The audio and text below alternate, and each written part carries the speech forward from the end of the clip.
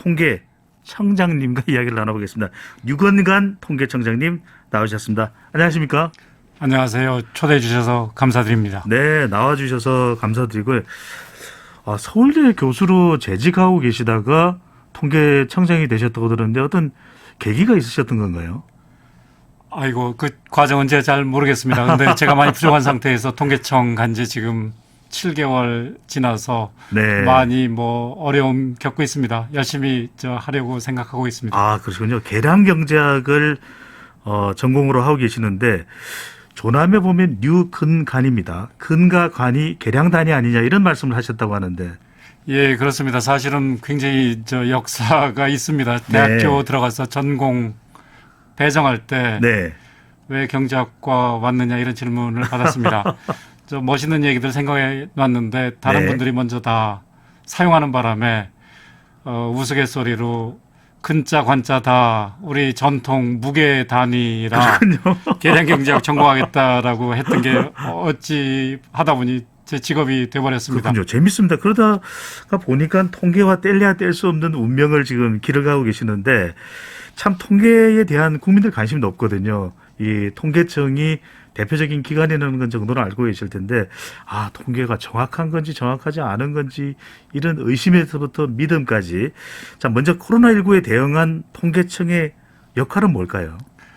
코로나19 가운데 국민 여러분께서 굉장히 힘든 과정을 겪으셨고 아직도 겪고 계신 걸로 알고 있습니다. 이런 과정에서도 우리 통계청은 최근 경제총조사를 성공적으로 마무리해 가고 있습니다.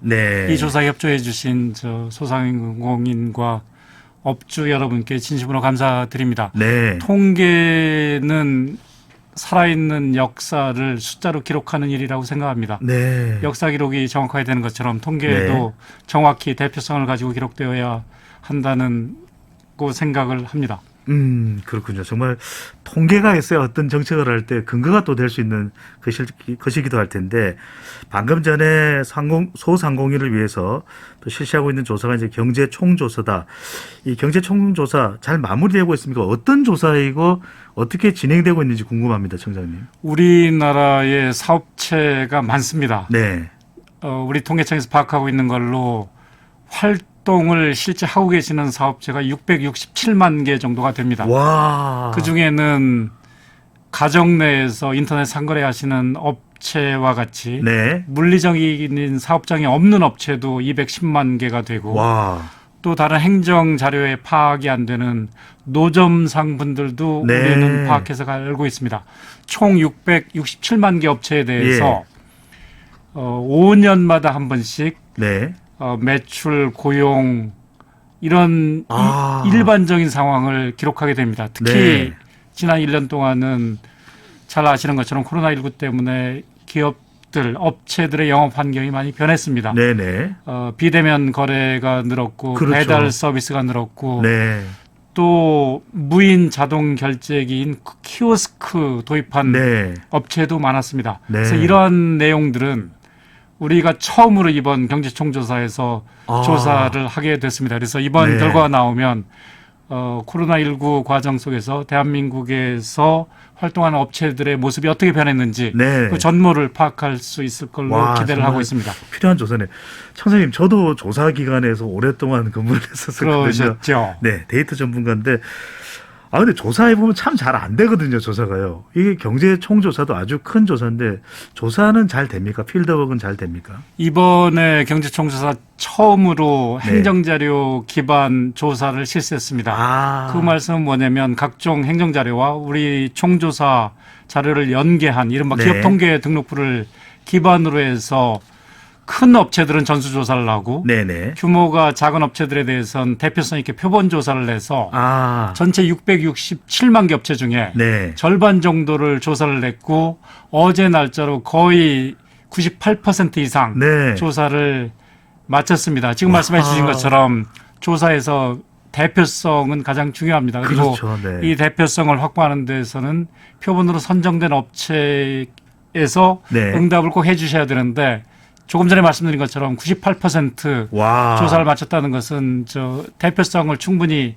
확보할 정도로 대부분의 업체분들께서 네. 도와주셨다 이렇게 해서 다시 한번 감사 말씀 네, 드립니다. 응답해 주시는 분들도 잘 협조를 해주시는데 통계청장이 보시기에 대한민국 통계청의 통계 조사 역량 또 분석 역량은 세계 어느 정도 수준일까요? 우리 통계청의 조사 역량은 세계 네. 최고 수준이라고 와. 생각을 합니다. 네. 우리 조사원분들 실제로 저는 뭐 죄송하기도 하고 감사하기도 한 게 네.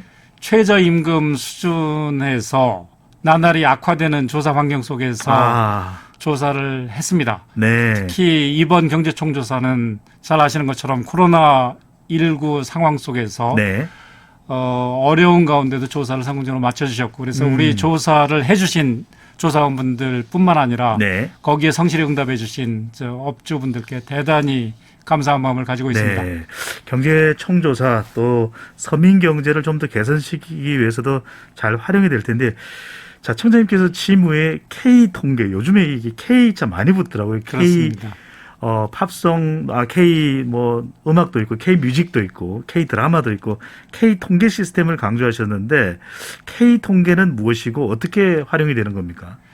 예, 간단하게 우리 통계 구조를 말씀드리면 네. 정부 각 부처, 지방자치단체, 민간에서 각각 데이터를 생산하고 통계청은 국가통계기관으로서 중요한 통계를 직접 생산하지만 네. 다른 부처에서 생산한 통계들에 대해서는 우리가 연계하고 조정하는 역할을 하고 품질 관리를 합니다. 그럼에도 불구하고 각 부처 자료가 보다 효율적으로 연계에 활용될 수 있다라 그러면 네. 정부 정책이나 연구자나 학자분들에게 큰 도움을 줄 거라고 생각합니다. 네. 근데 문제는 정보 보호 문제 때문에 정부 부처 간의 자료를 공유하는 것도 생각만큼 쉽지 않을 수도 있습니다. 그렇겠네요. 더 나아가서 지방자치단체나 민간과 자료를 공유한다라 그러면 네. 그 문제는 더 심각해집니다.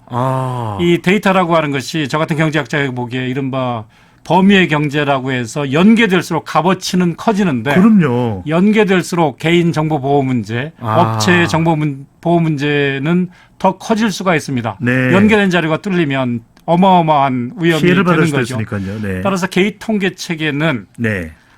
통계 등록부라고 하는 연계 방식을 통해서 각종 자료를 다 연계를 하고 네. 다음으로는 연계된 자료를 최신의 암호 기술을 개발해서 가장 안전하게 활용하자라고 하는 것입니다. 그래서 두 가지 축, 연계와 안전한 활용. 네네. 이 두 가지를 축으로 해서 이른바 K통계 체계를 구축하면 제 생각으로는 전 세계 공공 데이터 체계 중에 네. 대한민국이 제일 앞서갈 거라고 생각을 해서 감히 네. K통계라고 하는 이름을 붙였습니다. 그렇군요. 연계해서 데이터는 더 범위를 넓히고 또 안전하게 암호 처리를 하는.